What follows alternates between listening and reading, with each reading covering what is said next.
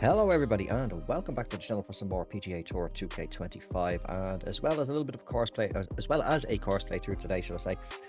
It is a little bit of a, I don't really like calling them tips and tricks, but gameplay kind of tips and stuff, how I approach the game every single time I come on to play a round, whether it's a casual round, whether it's a society event. It might be ranked tours, which I don't play anymore now that I've unlocked all of the rewards for both promotion and participation and such like that, or it might be ranked matchmaking or any game mode whatsoever in the game, apart from those ones like the likes of Divot Derby and stuff like that, where it's just like, say maybe you play skins and stuff like that, you're more competitive in that sort of aspect rather than the ranked matchmaking. Just the kind of how I approach every single round or hole, etc., that I go into. So this is my third time recording this video. I'll explain briefly as to what happened. As a lot of you may know, some of you may be only here for the very first time. I am recording the gameplay on the PS5, but over on the recording the commentary over on my PC through OBS. Now I do only have one monitor, but I'm starting and stopping the recording for the commentary using the Stream Deck, and so I cannot see OBS unless I start flicking through the different outputs on the monitor, which would just be an absolute hassle. But yeah, the first time I went to record, I forgot to double tap the share button on the PS5's controller to record the gameplay. So I recorded the commentary, didn't record the gameplay. That bloody hell. Right, I'll do it again. The next day I did it again. Other way around, I recorded the gameplay, and whatever way I pressed the buttons on the Stream Deck, I didn't record the commentary. So as far as I know, I'm recording right now. If this video's live, I'm successful. Third time's a charm, as they say. But for those of you who may not know me, obviously, as you see, my name, North47. I have been playing this series franchise since pretty much day one of the golf club back in 2014. Now, I did quit playing the golf club, oh god, I'd say probably at most maybe a month after the game came out. The reason for that being was because A, I could never find any good solid courses and such like that, and B, I was absolutely god awful at the game. Didn't know how to work out my shots, didn't know how to read the putts, nothing at all like that. Then briefly, it was either towards the end of 2014, coming up to New Year, or it was just around about the start. If I remember correct, it was just into the New Year of 2015. I decided one night, you know what, actually I fancy playing it. I don't care if I'm crap at the game or whatnot. And screw it, I'm going to stream it on Twitch. So now I don't stream on Twitch anymore. I haven't done for a long time. But yeah, I decided to stream it on Twitch and got a few people in. And I've said this before, I cannot remember the guy's name. I do apologize if you are actually watching this video. I genuinely cannot remember. Your name has just gone completely out of my head. But one of the guys did say, oh, if you're looking for solid courses, check out TGC Tours and such like that. So I checked out TGC Tours, and then on the forums on there, I was picking up tips and stuff like that on how to calculate your shots and all that sort of stuff, and basically grown since then. Then in the Golf Club 2, and that released in 2017. I can't remember how far into that life cycle it was. That's when I ended up doing gameplay tips myself for calculating shots, etc. Pretty much what we're going to be doing today. So as I say, we're going to be doing a little bit of a course playthrough while we do it. In a moment, I will show you my my setup and the difficulty that we're going to be playing this one on. But we're going to be playing Whirlpool Dreams, which is by Australian 983. And I'm recording this now on Thursday, the 18th of September. 2025, just in case you're watching this a couple of years down the road. And this course is only added to TGC Tours database a day ago on the 17th. So it's designed, yeah, I just said it's designed by Australian 983. So it's a par 72. We'll go into all that details in a minute, but there's a little bit of a course description here. And he does say, Whirlpool Dreams is my entry into the 2025 CC Design Contest, inspired by summer, sand, and straitjacket fitting by Queens of the Stone Age, and then enjoy with a couple of question marks. So I've never played this course before. This guy does have quite a number of courses already designed, so I am going to assume well established in the designer, knows his way around it. So looking forward to getting into this one. Let's check out the golf bag, etc., and setup that I'm going to be using. We'll switch over to my player really quickly. This is going to be a bit of a longer video than course playthroughs and such like that, obviously, as I'm going to be talking through different things as we go. I'm probably going to have to restart the recording at a certain point and then splice it all together. But in the golf bag, we are going to be using my Hickory clubs today, all set up. Yes, yesterday, as of me recording this now, latest patch went live, and we can now evolve our clubs up to pink diamond. Everything on this bag is on diamond, ready to go to pink diamond. Just got to build up those Evo tools. My other bags, then I've got the Callaway. Haven't used these for a long time since these still emerald, sapphire, and such like that. The Wilson bags, latest clubs from the Clubhouse Pass Season 3, all ready to go to pink diamond also. And then what have I got here? Titleist bag, all on amethyst. Haven't used them in a good while either. So yeah, the bag that we are going to be using today, though, is the Hickory bag. So I'll just briefly scroll through the clubs just to let you see what fittings I have got on the clubs. So I'll see for the driver and for the woods as well, the same 3 power and 2 on the swing path. For the irons, we got 3 on the swing path and 2 on contact. 3, and then the same for the wedges. For the putter, we've got 2 on the putt weight and 2 on putt contact. The ball, I never use any fittings on the ball. I always keep the ball default on every single bag. As you can see, there's my Wilson bag also. I never use them. Even just to show you here now, we'll go into the fittings. I haven't gotten many of them. 912 on the flight, 630 forgiveness, 675 on spin. I prefer much more to use the default ball. Main reason being the likes of TGC Tours and a lot of societies don't allow consumable golf balls, so I just use the default ball. Let me see. We will now go in really quickly to the difficulty settings, and I will just show you the setup for how we're playing today. Now, before I do, what I want to say is, whether you were a seasoned veteran at the series and the game, or this is your very first time, you're only brand new to the game, you've only started playing it a couple of days ago as of watching this video or something like that.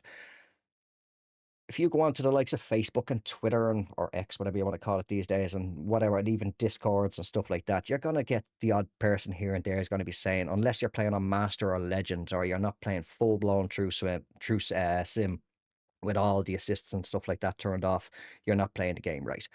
Those people did not pay for your game. You paid your money for the game. You played on whatever difficulty you want. Personally, myself, I play normally for course playthroughs and such. I play on Master Swing, but I do play a number of societies that are on Pro Swing, and the likes of ranked matchmaking is obviously on Pro Swing.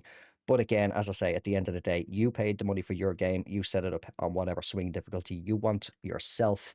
Don't let anybody try and pressure you in. If you do fancy jumping up a difficulty, if you're on, say, Pro-Am, etc., and you do fancy jumping up in difficulty and getting used to that to take part in ranked and so forth, give it a go.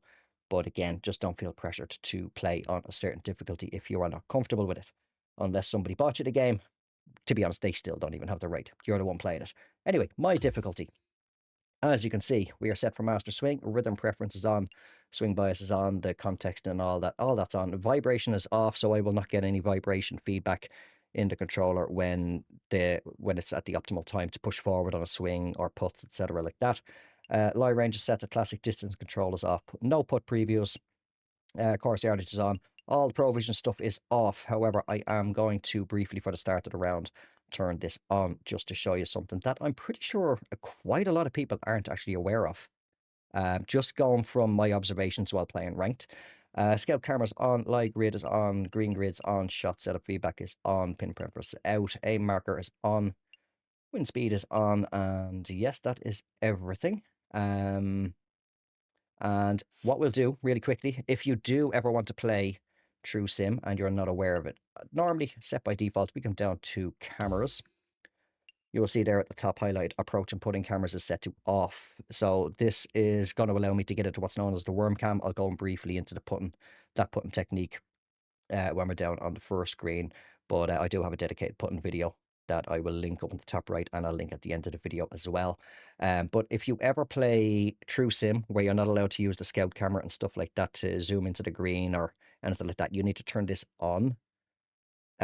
Especially to read the greens when you have no green grid in order to be able to get down to the worm cam. So just keep that one in mind, but otherwise you just need to keep that off. So where are we going next? we are going to go now about the mindset.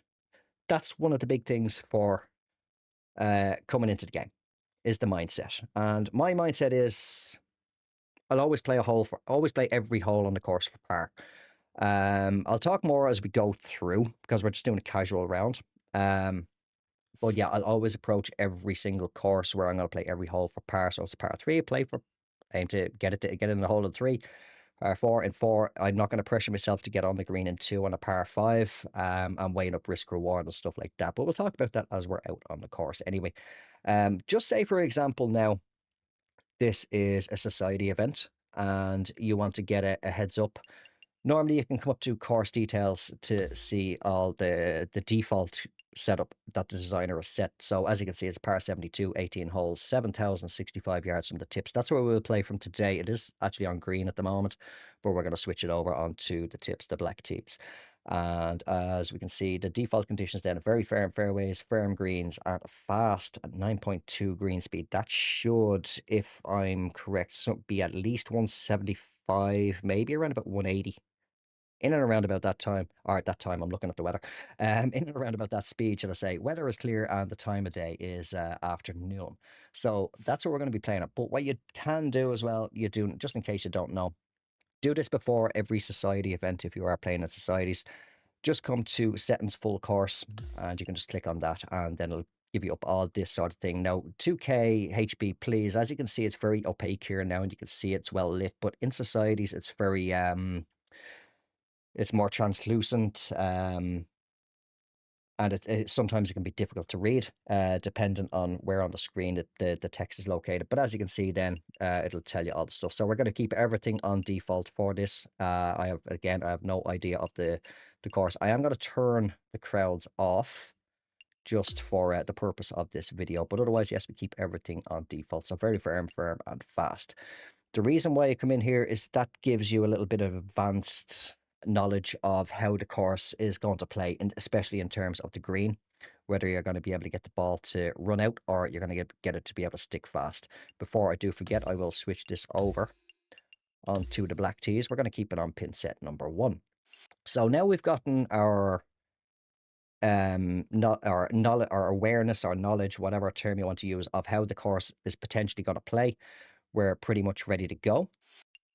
So let's get ourselves out onto the course, and while we do so, I will try and rack my brain as to, because I've not got this scripted or anything like that, I'm just doing it on the fly as we go. So yeah, we get ourselves down onto the first tee and we'll take it from there. Okay, so here we are down on the first tee of Whirlpool Dreams, if I remember correct is the name. Just let me bring my phone back up again. Whirlpool Dreams, yes, designed by Australian 983, if I recall. It's been a few minutes. But yeah, as you can see now, I'm going to turn it off in a second. The blue arc, the shot trajectory. What I want to talk about with this real quick before we do get underway is... as you can see, obviously, if I hold L1 now, I'm playing on PlayStation, so left bumper if you're on Xbox and so on. Now, for any controls that I do give, if you do play mouse and keyboard on PC, unfortunately, I do not know the key bindings for that. So whatever your corresponding key is, whether it's on the mouse or on the keyboard itself for different controls, you're going to have to figure that one out yourself. I do apologize. But I will go between Xbox and PlayStation controls anyway. So if I'm holding L1 or left bumper, obviously we're bringing up the shot feedback there for to be able to modify the shot, add loft, spin, all this sort of thing. So what you can do is, so let's just pop that out there, and then what we'll do, one thing if you don't know, we're just going to aim all the way around here just for the laugh. And I'm going to press R1, or which would be right bumper on an Xbox controller, and boom, that's going to reset my shot within a second. So if you do mess up, if you're not comfortable with an aim, even if it's on the green, it will do the same. What you can also do is you can hold, actually no, sorry. This is actually, yes, because this is where I was going with this. As you can see now, I pressed L or R2, or right trigger, and now I can change my T position. Now I'm going to just leave it where it is, just roughly around about there. But the reason why I have the shot trajectory on is because just imagine, for example, I know it's not a good example. We may come across an example throughout this course. I don't know the layout, but just say, for example, it's a dog leg to the left. The green is off to the left-hand side. So we'll just say the green is off over over this direction here somewhere. And there's a load of trees right where my golfer is, so I need to bend it around there. Obviously, my golfer for myself is set up on a natural fade shot, so a default shot is going to play with a fade. It's going to be more suited for a draw shot. So what I see a lot of people doing is they'll go and they'll do this, they'll press right trigger or such like that, they'll shift it off over to the right just so they can kind of get a little bit more room to get around those trees and hit some fairway. Because obviously if I bring up the shot modifier again, and if I start to bring this over, if I want to play a draw shot, as you can see, it's flipped on the axis. So no longer am I playing slightly down to the right and up to the left. It may be different for you if you play with a draw shot or using the right stick. But what some people don't seem to realize, just watch the shot arc. So if I reset that shot again, and it's perfect there, as you can see, it says fade. And if I start to move that across slowly, it says normal. Now it's saying draw. And as you can see, the shot arc is shifting to a draw shot. Now there, at that point, that's where it's shifting over. So as you can see, there's not much difference. You can still play what would be your quote-unquote default shot in terms of how the swing line is going to go while getting a draw shot off the tee. And vice versa, if you play with a natural draw and you need to do a fade, you just pretty much just come over this way. Now, obviously for me, if I'm going to go fade, it's going to go more extreme, right to down to the right and up to the left and stuff like that. But if you need to play a bit of a draw shot, you actually don't need to shift yourself over on the tee box. Sometimes maybe you do. Even with a draw shot going like this, maybe I still need just that little bit of extra space over to the right-hand side in order to pull the ball around to the left. But you do not need to go all the way extreme over here.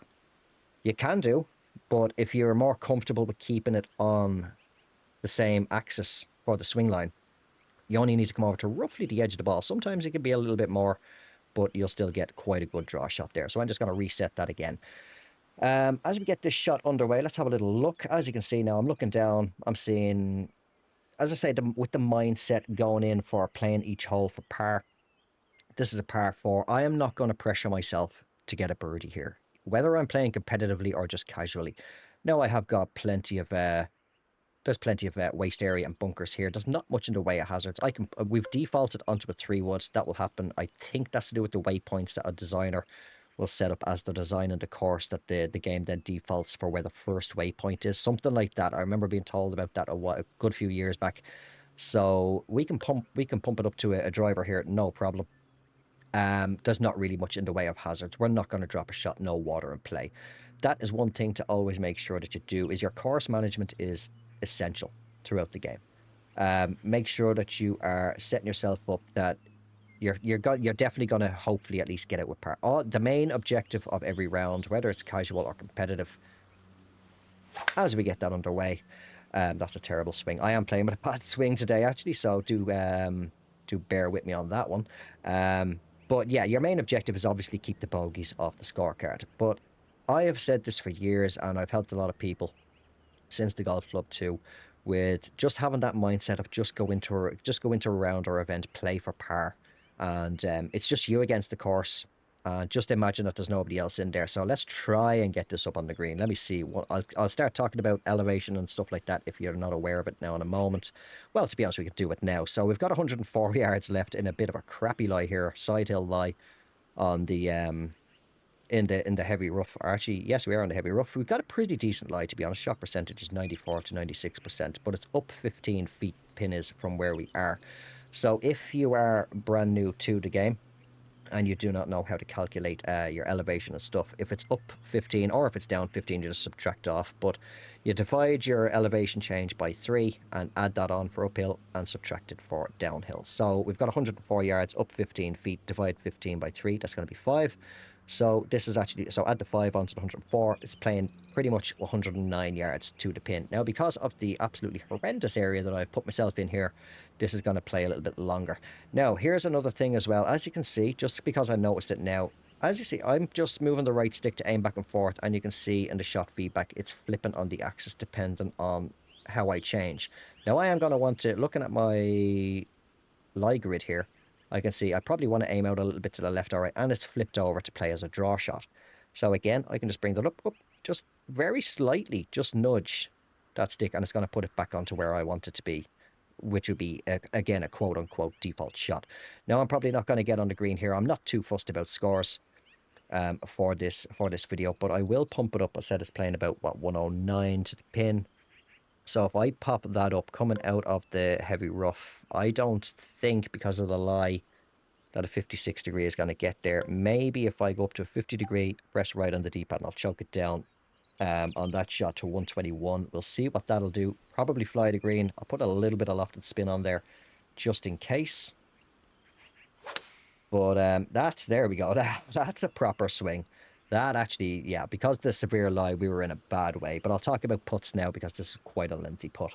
But yes, I will say real quickly that I am playing with quite a bad, a bit of an off swing today.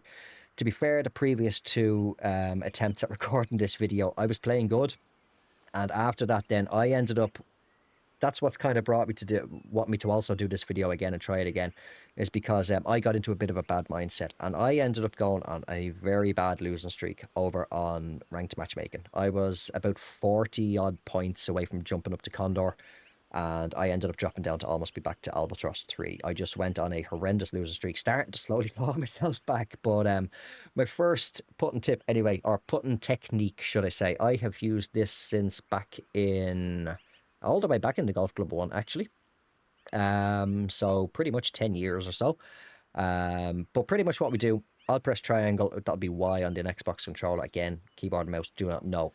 So let's zoom me down there. Now, one thing I never do with putts is we'll just pull that all the way back here to 21 feet, that marker. I press R1, or right bumper, boom, defaults it back to 96 feet. That is where the game has defaulted me in order to, or it's basically worked out the distance of the putt. And pretty much, you actually do not need to move that at all. You do not need to change that distance at all. Maybe in certain circumstances you do, but it's very rare. So if I reset that again, I do not move that. If I press Y, or sorry, well, Y, or for me, triangle, that's going to zoom it down to the marker. Now, if I use the left stick up and down and left and right, I can do that. Now, because we're gone off angle, I just want to reset that again. I want to try and keep it straight, but just going down. And then what I'll do now, I will pull that marker all the way back until basically I have got the ball just at the base of my screen. And for the worm cam, this is the worm cam for those of you who don't know. So what I want to do now is I want to just slowly push forward on the left stick, or sorry, the right stick for me anyway. It may be different if you're playing as a left-handed golfer. I genuinely not sure. But if you're playing swinging with the right stick, it may be the left stick to do for this. I swing with the left stick myself, so I need to use the right stick. Sorry if I'm confusing you about all the lefts and rights. But all I want to do is I just want to slightly push forward on the stick just to move it. And I'm just, as we move forward, I'm watching the beads of the sort of the speed and the angle that they're going at. And I'm just tracing out an imaginary line in my mind. Now, I'm not doing this properly right now because I'm going to use the other method. But basically all I do is I just come all the way up until pretty much the camera reaches the bottom, or sorry, no, the hole reaches the bottom of the screen, should I say. And that's pretty much what I do, is I just kind of trace out that line. Now, just say, for example, because again, I'm not doing this properly, but just say, for example, if following out that line, because it seems to be pretty much just left to right all the way, and just say, for example, that imaginary line that I traced out is going to end up, it's probably not for this, but just say, for example, it ends up about here. So that means then that I want to go out to about here, because obviously it's a left to right break. So I want to just go the opposite side of the hole, the same distance out. And once you get your putt weight and such like that pretty much bang on, you should get relatively close. I'll talk about the putt weight and stuff, how to judge that now at the moment. Again, I'm not playing with vibration on, so I'm not going to have the controller tell me when the optimal time is to push forward to get the weight correct. I have to do that a different way, and I will explain that now. The other method that I use is when I first get onto the green, I just imagine, again, pulling back and forward on the right-hand stick. I'm just imagining from the hole to the ball, I just picture an imaginary line going between the ball and the hole. Straight line, perfectly straight. And what I want to do is, when I first load up, when the putt first loads up for me, I look, now it's a bit more difficult with a lengthy putt like this, but I look for the first bead, which looks like this one that I'm just following here now. Could be wrong. But I look for pretty much the first bead to cross that imaginary line, and as that crosses that line, I want to see where the rest of the beads are. Now, this is a bit of a double breaker towards the end. It's starting to go back right to the left, so I'm not going to drain this. Most likely it's 74 feet up one, So we'll just keep that at 96. Back in the default that the game had it on. So I want to say roughly, I'd say no more than 1.5. Now, if you have never heard me say this before, I'll bring the marker down again, on line with the pin. 1.5, what I mean by this is there's 0 on line with the hole. If I say a half out, I'm talking about halfway between the hole and the first line here. If I'd say 1.5, we're talking 1.5 out, so halfway between the first and the second line. 2 out would be the second line, 2.5. 3, 3.5, and so on and so forth. So I want to hazard a guess that this is probably, actually maybe going to be closer to 2. It is going to come back a little bit to the left. Now I will zoom down again, and I'll make sure the marker's on 2. For the putt weight, what I do is I'll go into practice swing here now, press on the left stick. Because this, you should never have to do more than a 6 count, and I'll explain that now. If your putt is 10 feet, you want to be a 1 count. For 20 feet, a 2 count, 30 feet, 3 count, so on and so forth. But once you get to that 6 and up, you should only have to do no more than 6. So what I mean by that is, just say, for example, this is a 20-foot putt. We'll go 1, 2, pop it forward. 1, 2, pop it forward. Now, this is going to be basically a 6 count, because it is pretty much, it's playing as roughly around about 85 to 96 feet, whatever it is, markers at 96. So I'll go 1, 2, 3, 4, 5 and pop it forward. There you go, transition is perfect at 84%. We'll try that again. 1, 2, 3, 4, 5, pop it forward, so that you're striking the ball on that final number, so it will be the 6. So 1, 2, 3, 4, 5 and pop it forward. You can also watch the shot feedback, but sometimes some societies won't have the shot feedback on, you won't be able to see that. So let's try a 6 count on this, see how close we get. Hopefully I get this right. If I do miss it, it should not go too far past. So the green speed is 165, a little bit slower than what I thought at the start of the video, but let's go out of the practice swing. And we'll go 1, 2, 3, 4, 5, pop it forward, got it perfect. Perfect contact, a little bit of a pull on the swing path. It should turn back to the left, so it's a little bit off. That could have been just a swing path, but as you can see, we only went a few feet past. And again, as I mentioned at the start of the round, I am not pressuring myself. I'll just pop that in. I'm not pressuring myself to get birdie on every single hole. I'm playing for par on every single hole. Now, there can be instances where you end up getting par on every single hole. Before I forget, I do want to turn off that shot trajectory. If we do come across a shot where it will be helpful to actually show it, I will turn it on. So we'll turn that back off. There we go. Just because I'm so used to playing without it. So let me see what we got here, because I lost my train of thought what I was talking about there a moment ago. It'll come back to me though. So the second hole is par 4. We got plenty of waste areas, both left and right, all within range off the tee. A little bit of a dog leg. This is what you want to do as well. You want to assess, as I say, course management. You've already got the mindset that you're playing for par on every single hole, and you want to do your course management then. Assess all your risk rewards and stuff like that, especially on your par 5s. If something like this, if this was a par 5 and there's no water in play, definitely by all day, go for it in 2 if you're within reach. But otherwise, again, don't pressure yourself. I'm going to put a little bit of draw on this, nothing major, just a slight bit. And I'm going to send that down there because there is not much risk reward. If I end up in the way, there is some actual bunkers there, but there's the waste areas and stuff like that as well. But I've got myself down nicely into the fairways. Fairly undulating fairways, there's little humps and bumps, so you could have awkward lies. We're fairly level here. It's only slightly below the feet. I've left myself with 92 yards up 8 feet. Now, I did say about dividing by 3. If you have a situation like this where it's up 8 feet and it's not going to divide easily or something like that, just bump it up. It's close to 9 feet, so I just bumped that up to 9. Divide by 3, going to give me 3. So that tells me now the shot is playing closer to 95 yards to the pin. Now, at the pre-round, when we looked at all the course conditions, we know that they're playing very firm or they might be playing soft and such like that. What you want to keep in mind is you want to keep in mind your bounce and roll. Depending on the club that you're using, you want to keep that in mind. And provided you have the room, so if this is playing 95, playing fairly firm. I'm only doing a partial shot here really now with a 60-degree wedge, so it shouldn't roll out too far. So I can just pull that back maybe to around about 9. If it's playing 95, I'll pull it back to maybe say 91 like that. And as you can see then, my shot feedback shows 89%. So again, I do not have vibration on. before I do forget as well, whenever you're setting up your shot, we've got a bit of a crosswind here. Always leave working out your calculating your shot. Leave the wind until last, because the wind can gust up or it can drop down, and that can throw your shot right off. So always leave that until last. The wind, as you can see, it's slowly but surely trying to shift more from a crosswind, and it's just dropped down to 4 miles per hour. So I'm just going to pop that out. I'll explain a bit better how I judge the wind myself. More so on a left to right wind. It's easier to show with a left to right wind, but it involves that little marker that's floating in the sky just above the trees. But we're going to try and pop this in here. 89% roughly around about then. Now again, you do have just a horrible swing, slightly underswung at 88%, but we are on the green. It's bounced out. Now if you get a push on the swing path or a pull, or if you have a closed or open contact on your swing, that is going to lose you a little bit of distance as well. If your swing is slightly off, say you get a push on the swing path, I'm not going to talk about this putt while we do it. I'm just going to go, so let me see, 1, 2, and yeah, pop it on the 2. That is not going to turn enough. Got perfect there actually. Not very often I get those on the putts.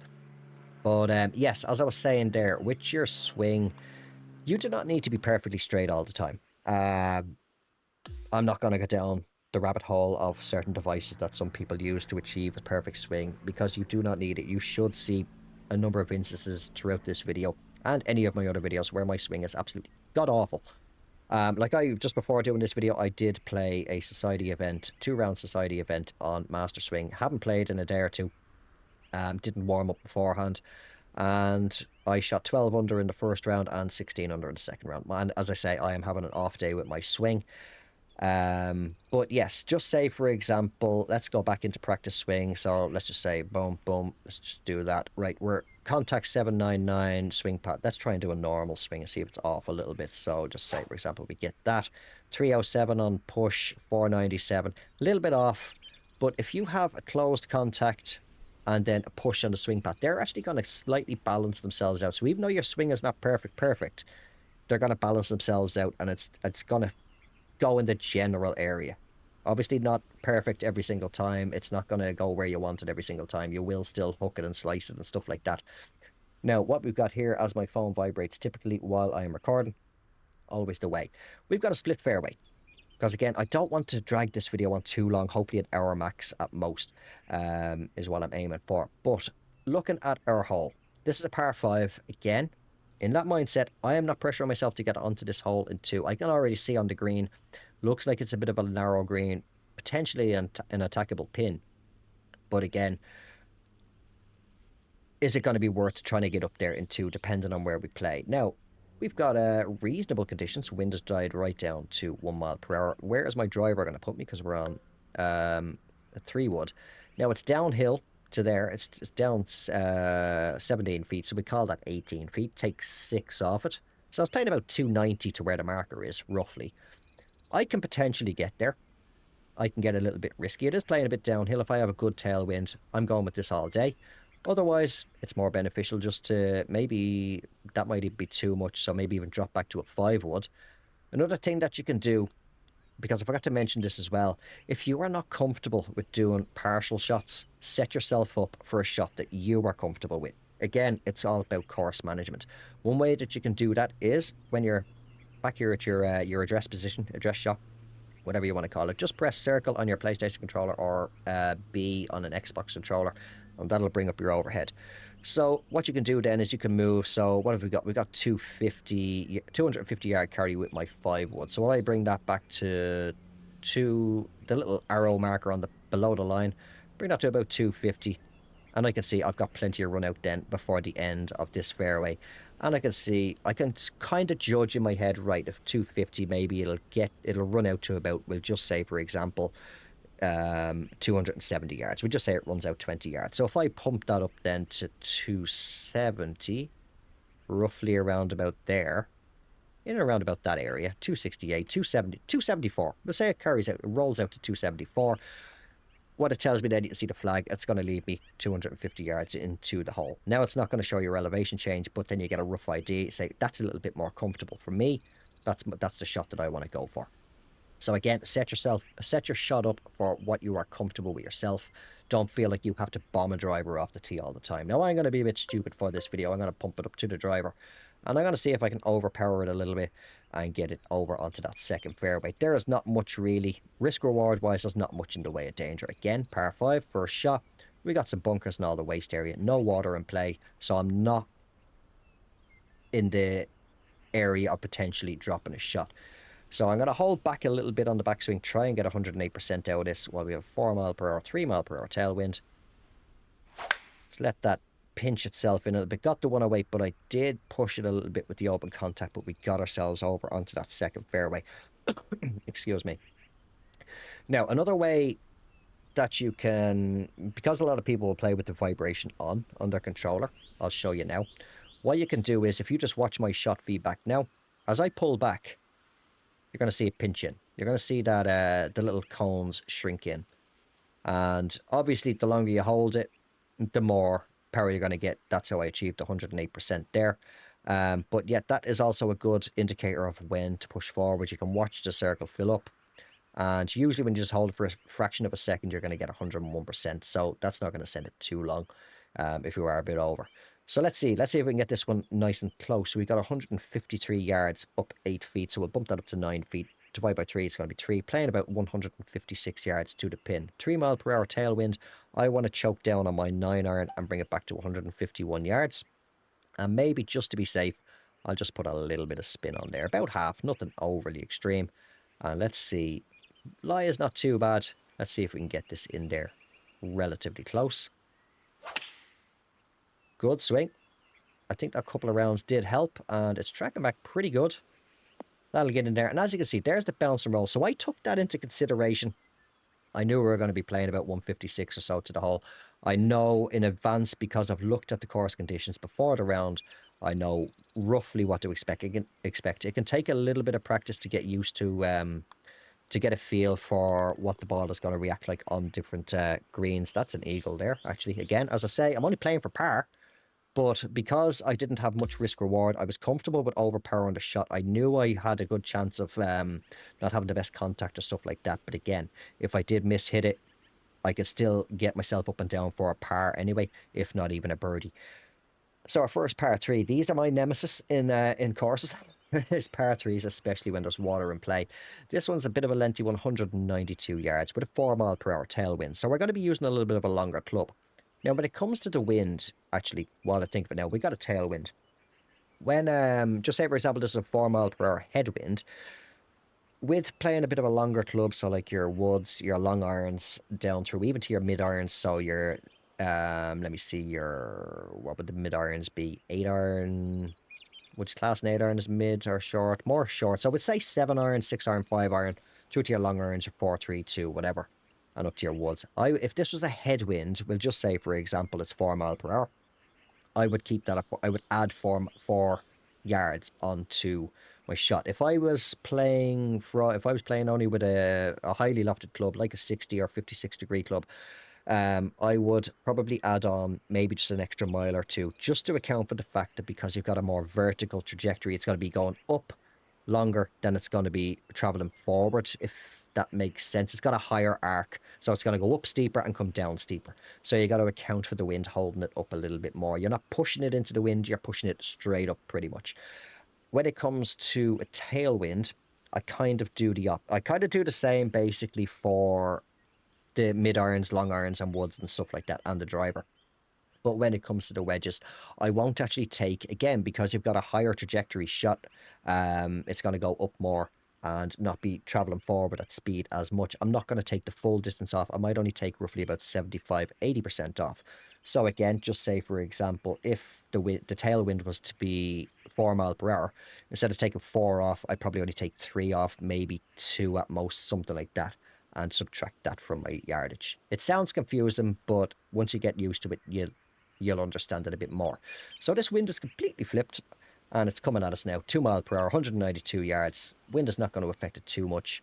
Hold it up a little bit. One thing to also always do, every single approach shot into a green, have a look at what the green is doing. Have you got a little backstop in behind the pin? If you do go a little bit long, it can hopefully catch that and come back. Is there runoffs all around? Like oh, what's the bloody name of the course? It'll come to me. It's gone out of my head. It's, oh, flip. I forgot it, but it's notorious for having runoffs like such. Say like this false front here on this green. There's runoffs all around the greens. It's like a dome shape. And God, why is that course name gone out of my head? Anyway, never mind.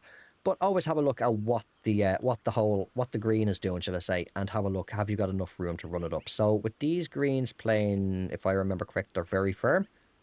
Might be wrong on that, could be firm, but I know they're on the firmer side anyway. I want to expect a little bit of run out. So with the wind bumping itself up angle 3 mile per hour, 192. Maybe if I pump this down to about 180, let's just see, for example, now, because it's running left, or it's running right to left majority of the way from where the ball should roughly land. And it's trickling ever so slightly downhill towards the hole from this point as well. As you can see here, it's running uphill and it's actually going left to right, but then it's flipping and it's gone. So there's a little bit of a ridge here in the green around about there. So if we land before that, we're going to feed off down this way, leave ourselves with a lengthy putt. But let's see, aim a little bit over. Hopefully we can get on top of this ridge and get the ball to feed with the flow of the green, as the green beads are telling us, no, I don't want to do that. Let me actually just really quickly see if I just choke down on that. 183 might actually be better. Actually, that wind is wanting to pick up because I am talking so long. So let's see, out of curiosity, if I play dead for the pin at 192, this 4 mile per hour wind. Let's see if we can get it close. Pushed it badly. So as you can see, we have gone off to the right. And I'm going to leave myself a lengthy putt. Touches down 185. And it went out to 193. So actually, yeah, that would have been fine with that wind condition. But yeah, as I say, you get a feel for how the ball is going to react. Now, straight onto this putt, I've got majority slight left to right, but it's a bit faster on the right to left. I'm going to aim just say maybe just outside that right edge. Let's see if we can get this one close. As you can see, it's 33 feet down 6.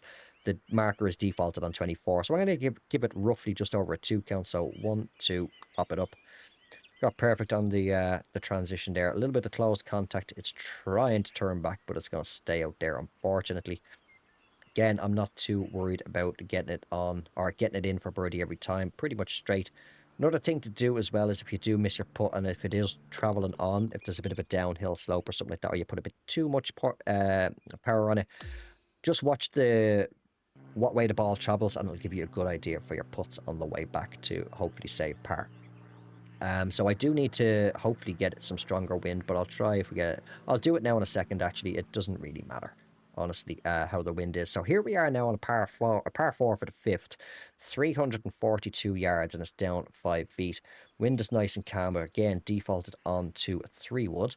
If I pop this up, I know there's now a good chance, if I'm using the left stick and looking down and around again, getting a look at the hole. I don't think I'll get on the green. Now, I could take the chance of overpowering it again and try and get on there and won't be risky. Again, there's not really much in the way of hazards for dropping a shot.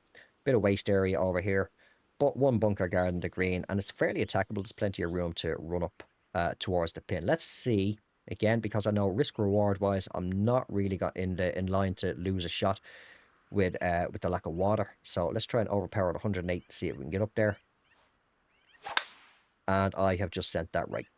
I have gone completely over to the fairway of... Is that the fairway for the previous hole?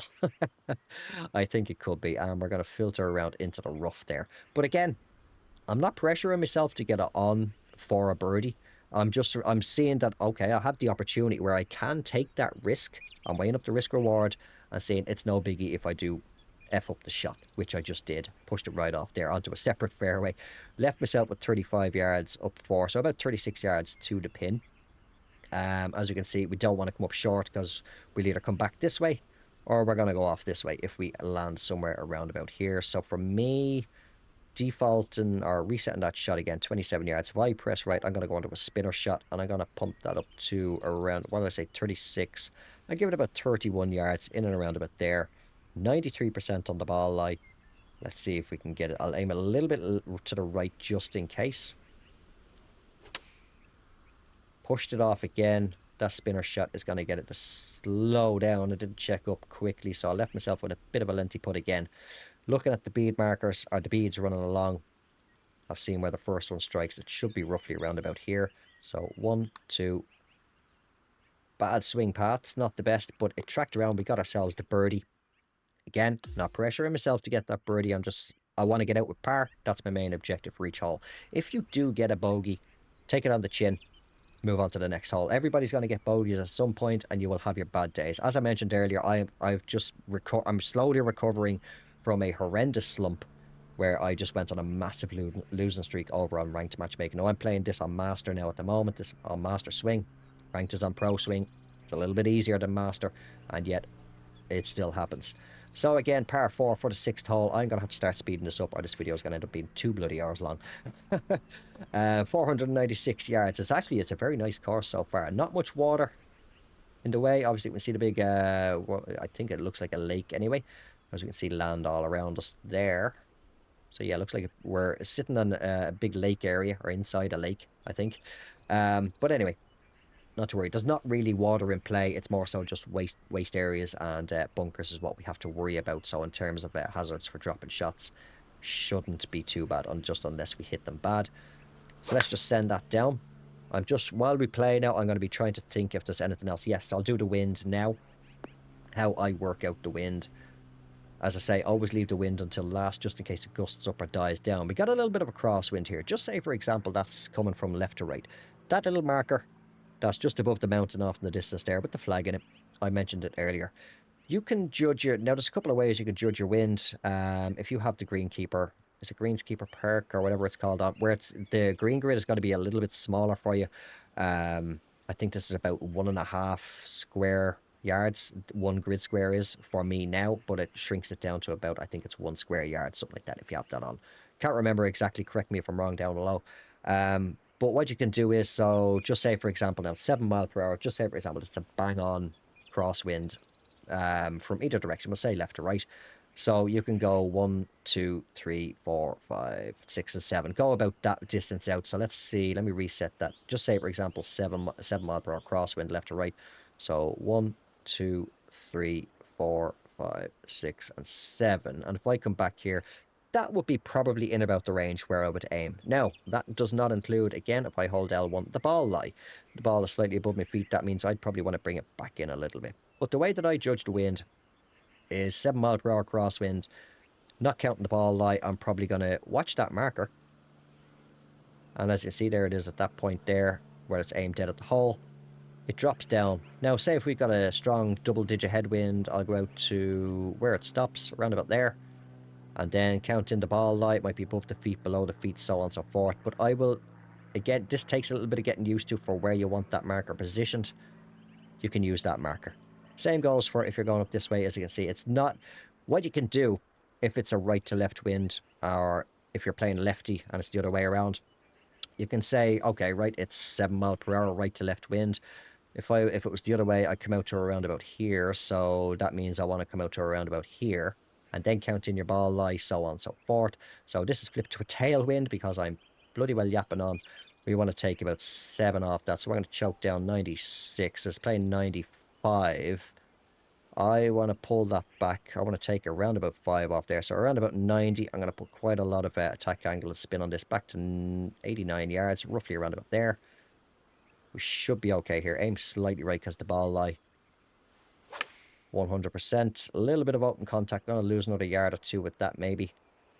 Touches down 90 yards. It checks itself. Oh, nice little bit of side spin actually. Checks itself up then. At around about 4 feet. That's left us a tap in. But again, it was fairly attackable. I'm still not pressuring myself to get a birdie, but we did walk away with that. We'll move ourselves to 4 under par. Say I want to try and speed this up. I should, on screen, get a little countdown notification of when... because the PlayStation only lets me record footage for 60 minutes. But again, I don't want it to go on too long. Hopefully, a little over an hour at most. Hole number 7, par 5, 556. So that tells me it should be reasonably within range. I can get risky and stupid. Again, we've only got the waste areas. We're playing for par. Should still hopefully be able to get up and down for birdie anyway. That if I do screw up the shot, again, I can get it back out in the fairway and go again for the 3rd shot and get it up there. And hopefully not leave myself with a lengthy putt. But I can also still say maybe play it over this tree here and now. Good aim point actually with that wind.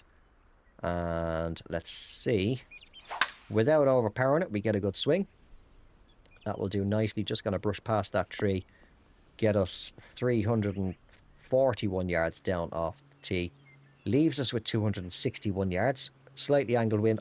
To be honest, with woods and stuff, I'm not too concerned. Unless it's strong wind, I'm not too concerned with the wind. 261, got to play about 263 to the pin. So if I take a look, we've got a fairly attackable pin. 243 yards to the front of the green. And again, we're looking at what way the green beads are, the beads on the grid are flowing. So it's going to go left to rightish here, run out that way, slightly downhill. We got a little bit of a mix of a runoff and a little safety net where if we come over this way, the ball can hopefully just turn itself that way. Got a runoff behind the pin, so nothing to save us back there. Looks like a little bit of a false front here on the corner, and then a runoff over here. So let's try, if I drop back down to my 5 wood, and if I choke back on that, maybe this might be okay. Let's have a little look at what the fairway is doing. Not too bad in the way of slopes there. So let's see if 5 wood choke down 237 yards. Can get us up there. Perfect, perfect. That's going to turn nicely. This should bounce itself on. And as we already know, now the green is going to feed left to right. Let's see if we can get kind of that way. We've got that little mix of a runoff and a safety net there for us. It's trying to turn. Speed it up. We're on it too. So we've got ourselves an eagle opportunity. But again, I'm still, even though I can 2-putt for a birdie, and there's not much in the break of this, I still, even with only being 13 feet and have an eagle putt here, I'm still saying to myself, I'm playing the hole for par. Because it can even happen from this distance where you end up 3-putting and you're walking away with par. You got on for an eagle, you come out with par. It happens. Sometimes you can still come out with those bogeys. Not much in the break. I'm going to pop it out about here. Give it about a just shy of a 2 count because the marker's at 17. So 1, 2, a little bit of close contact and just burn past it. So a little bit less on that, but again, not pressure myself. If the eagle drops, it drops, but I'm still happy, more than happy enough to walk away with a birdie. That'll take us to 5 under par. So we've got a par 4 and a par 3 now to finish off the front 9. We have there's Dracula on this course. That looks like a bloody coffin or casket for that fairway there. As we move on, I think that is actually this hole. It is indeed, and it is a, as I said, par 4. 402 yards down 12 feet. Now, I've got the option again. We got split fairway. I am definitely going to run out of fairway with the driver here. It is playing slightly downhill. I can be risky again and try and overpower it, get into the second fairway, or I can play it safe. This designer has obviously given us options depending on wind conditions and such like that as well, where if it was a strong headwind, maybe here's fine. We do have to worry about this bunker here in the fairway. But again, in terms of potential drop shots, nothing really to worry about, as there is no water in play. So with a calm wind, I'm going to be stupid again. Biggest problem is just going to be in the waist area or a bunker. And I'm going to send that down there. Hooked it that time. Kind of balanced itself out a little bit, actually, with the swing pad and the stuff. But we did get 108%. I have kicked myself down into this bunker or waist area here. Left myself with 80 yards. Going to play about 82. It's up 5 feet. Let's see if we can get it relatively close. Now it has defaulted me onto a splash shot here. I am in no way going to play a splash shot with a pitching wedge that carries 72 yards. Not a hope in hell. So I'm going to switch back to an approach shot. And I'm going to drop it back down to my 60 degree. And if we look at our lie percentage, 87 to 89%. So it's about 82. I'll pop this up to maybe about around about 85%. And let's see, because we can see again, we're just looking at what way the green is flowing. So I'll pop it up to about 85 or 86, a little bit of a tailwind. Again, if you're not comfortable with this, just set yourself up with a shot that is comfortable for you. There we go to about there. That's perfect. Just bad contact on it again, but we got ourselves out of the bunker and up onto the green, roughly around about 9-10 feet from the hole. 8 feet, actually, even better. So we still have our birdie opportunity. Slight break, right to left. Going to give it a little 1 count and drop that in there. And that will take us to 6 under par. But again, I'm going to keep on drilling it home as we play. I'm not pressuring myself to get that birdie on there. If I've got the opportunity for birdie, I'm going to let the birdies come naturally. And the eagles as well. But I just want to play for par on every hole. So to finish off the front 9, we have a par 3. 174 yards down 5 feet. So we say take 2 off there. It's going to play about 172. A little bit of a... Now, here we go. I've got about 5 minutes to go. So what I'm going to do, I'm going to pause the recording really quickly. And I'm going to restart here. just so that obviously I can put all this together. And what I'm going to do then also for the back nine, I'm not going to talk through shots. I'm going to play it as if it's a course playthrough, or if I'm just playing by myself. That's another thing to do really quickly as well. Even though you're playing by yourself, pretend that you're almost live. If you don't, maybe you do live stream, I don't know, or you record content, no idea. But even if you don't, talk yourself through the shots as if you are actually doing that, and you're letting your viewers know what way you're setting up the shot and all like that, and that can actually help as well. But yeah, I am going to pause the recording here now, and what I'll do is I'll come back, I'll restart the recording, and we'll come back and we'll finish off this hole. And then for the back nine, what I'm going to do is I'm just going to play that as if I'm playing on my own. I will work out the shots so that you can hear what I'm doing, but I'm not going to take too much time, and it should only take hopefully around about 10 minutes or so to do that back nine. So I'll be back in just a moment. Okay, so here we are back. Just reset the recording again. For hole number 9, par 3 to finish off the front. 174 yards, and it's down 5 feet. So I rounded that up to 6 feet and divided by 3. Going to take off 2. 172 yards roughly is what it wants to play to the pin. As we can see, it's playing kind of downhill. Quite a good slope here. We got a 6 mile per hour, slightly angled tailwind. So what did I say? 172. Going to take that 6 mile per hour off. Should be then, what, 166. Now my 8 iron defaults at 168. I'll choke that back and bring it to 160. And now, what I said earlier on about the draw and fade, I'm going to bring it over to where it's just about to flip on the axis, about there. And I'm going to aim out here, roughly, to account for that. Wind is trying to die down on me. And let's send that around. I pushed the living crap out of it. I think it might hit the green. Nope. So, shots can go wrong. They can go wrong. You are going to get bad shots. And we've just, but again, I'm not pressuring myself to get a birdie here. Now, I am potentially running myself into bogey territory. Depends on how I get out of this bunker, but I'm not going to take a splash shot. I'm going to switch that over to be a pick, and I'm going to push that all the way up. It's going to play about 22 to the pin anyway. 90 to 92%, so we should end up around about here, somewhere touchdown, and hopefully maybe it can run out a little bit. So let's just send that up there. That has bloody well gone a lot further than I thought it was going to. I didn't look at the ball lie properly there. So now I'm in bogey territory. This is where, again, yeah, I do want to play for par. But again, as I say, bogeys can come. It does look like it's going to be about a green line. So let's give it just over a 1 count. So 1, and pop it down there. Is it tracking? We've saved par. Okay. But that is an instance where, yes, even though you're playing for par, as I say, the bogeys can happen. Excuse me. Right, back 9. Let's go. As if I'm just playing by myself or doing a course playthrough. It's par 5 to kick off the back for hole number 10. This is obviously supposed to be a course playthrough as well. I do apologise if I've been talking very fast and going through things rushed. If I have forgotten it, that maybe you think would help you as well, do let me know down below, and I can touch on that in another video, if not just through a comment itself. 542 yards, it is more than reachable. We've got plenty of room off the tee with the fairway for the driver. So let's not overpower. Let's just send it down there. We'll speed that up again. The video is coming up pretty much. It's basically an hour now. So I don't want to go on too much longer. 245 is what we're left with. I'm not pressuring myself. Plenty of run up. We've got a bit of a bowl area for the green here. So we could easily come over here and down there. I'll put my teeth back in. 246 is what it wants to play. So if I choke down that 237, a bit of loft, slightly angled wind, ball's not too bad in the lie. Let's send that down, see where that goes. Again, I'm not pressuring myself to try and get an eagle here, but if I can get on in 2, I will get on in 2. And that has left us a beautiful look at an eagle opportunity. Let's go out about just shy of the green line, I'd say, maybe around about here. A little bit of a 1 count on turn ball. Turn, in she goes. So this is the putting method. I say I will have linked earlier on in the video, and as well at the end of the video, the dedicated putting tips video, how I read my putts and how I gauge the power over quite a number of years now, down below, and I say at the end of the video or whatever. Yeah. But these are the putting method I use.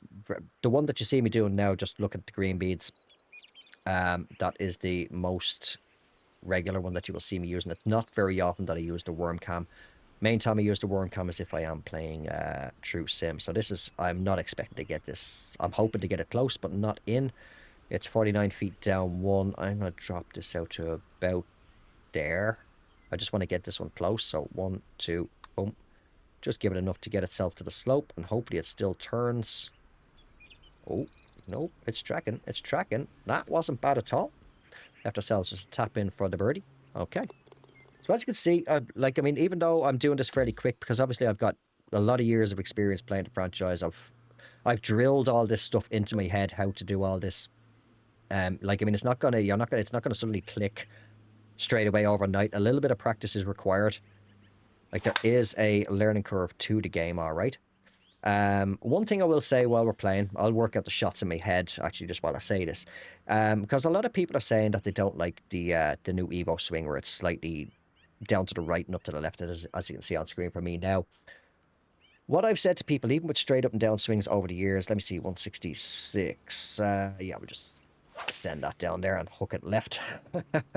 But we hopefully will stay on the green. What I've said to people with doing my other quote-unquote tips and tricks videos, what I do for warming up and stuff like that is, and to get a feel for a swing, is I will hit up the driving range or do a practice round or something like that before I actually get competitive with the likes of ranked or a competitive society. Let me see, 1, 2, 3, 4. There we go. I say mainly hitting up the driving range, and what I'll do is go on. Ooh, nearly. I will just hit a number of shots on the driving range to warm up my swing, and that's one thing that I always say to people as well. If you're not used to a swing, so say for example, if you've been playing on Pro-Am, you want to start playing ranked or societies that are on minimum pro swing, you've got that Evo swing coming into play where it's slightly angled, and you cannot get the hang of it to save your life.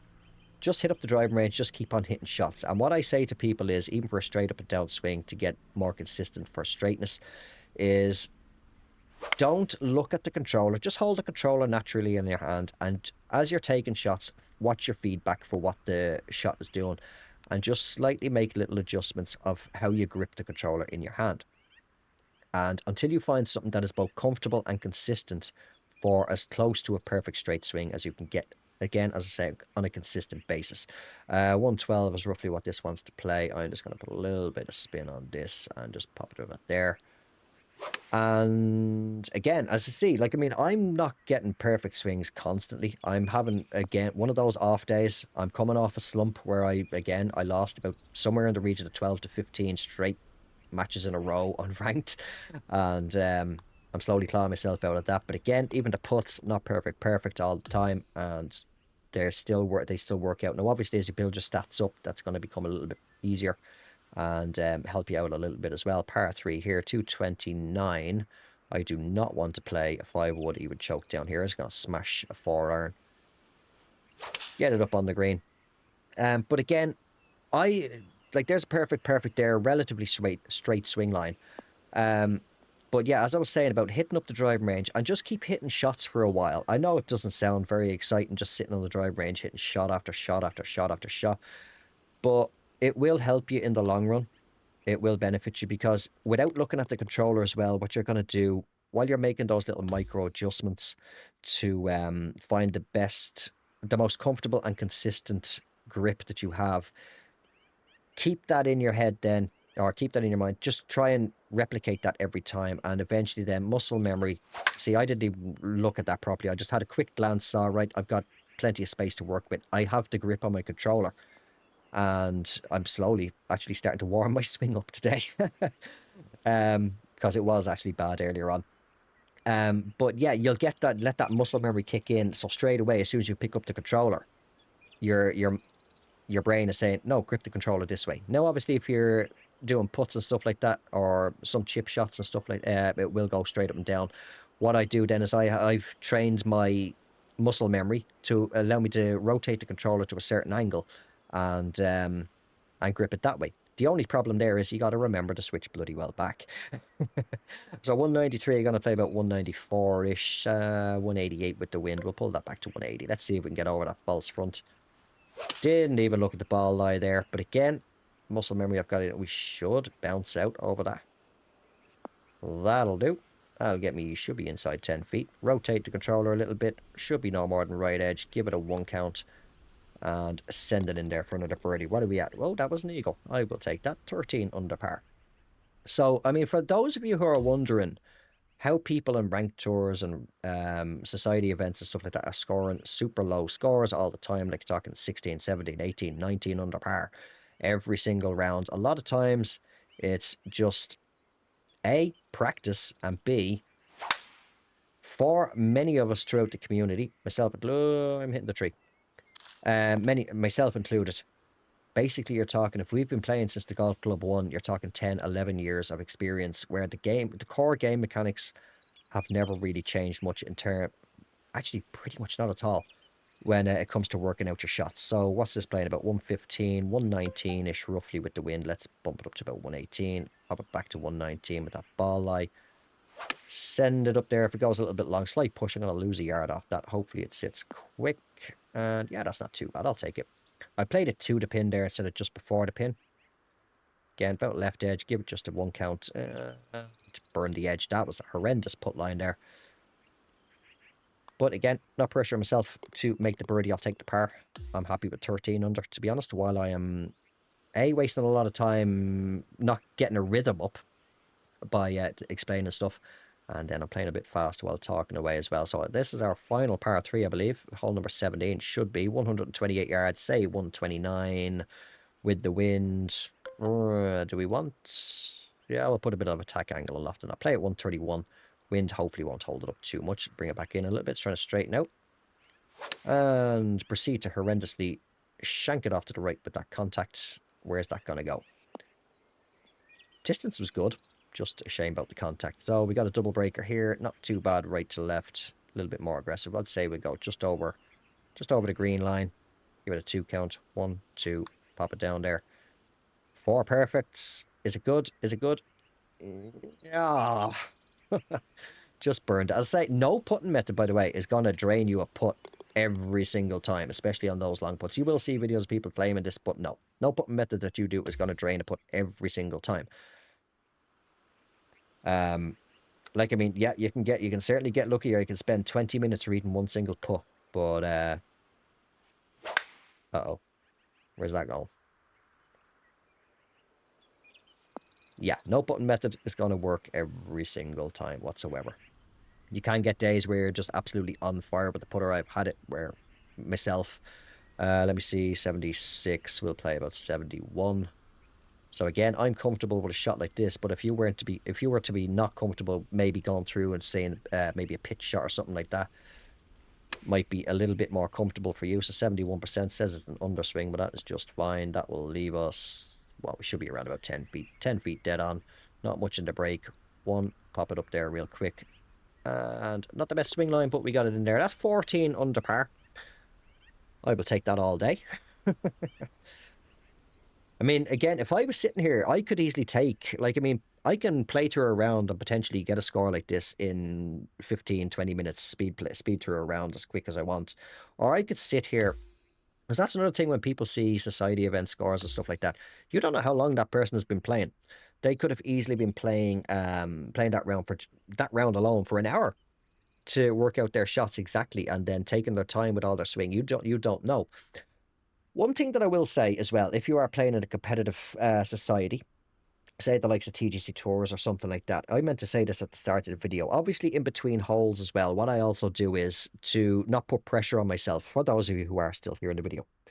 Do not look in between holes, do not look at the little mini leaderboard that comes up, because once you see those leaderboard scores, especially with TGC Tours, because different tier players are going to be playing, you could be in CC and you could have a platinum player, playing in there, and they're absolutely shooting the lights out, and you're putting your pressure on, saying, oh Jesus Christ, look at the bloody look at the leader here, he's like 15 under par through 12 holes, I've got to try and chase that down. Don't look at that leaderboard. Never look at the in-game leaderboard for TGC Tours, only look at the official site.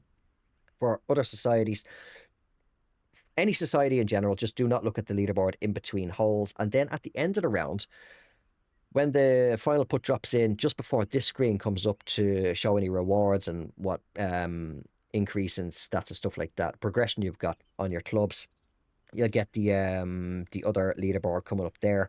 I never look at those. I always look away from the screen, just spam X on my controller to get through that. And when I get to this screen here, when I press X again, if this was a society event, there'd be the other leaderboard as well. As soon as I pressed X, like if I press X now, boom, like that, I'm now straight away, I'm not looking at the screen and I'm spamming circle, so that I can see it out of the corner of my eye, but I can't see the actual scores.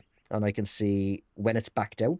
And once I see it's backing out, then say if it's a multiple round event, once it starts backing out, I start hitting X again, because obviously in between rounds and in the society homepage, it's going to show current results and stuff like that. I don't want to see that because it takes a lot of pressure off me knowing or not knowing how far I've got to chase the leader. I could be one shot behind the lead, and then I start chasing that to try and get that one shot. And I'm trying to chase and chase and chase throughout that second, third, or fourth round, and I end up screwing it up. And before you know it, I'm just tumbling right down that leaderboard. So that is everything pretty much. I'm just going to put this onto the scorecard, or we'll leave it on here. Leave it on the screen. I'm going to favourite that course because that is a very nice course. And I hope it does well in the 2025 CC competition for TGC Tours. I will also give it... Where am I going? Rate the course. There we go. Rate the course. I'll give that a 5. It's a very, very nice course.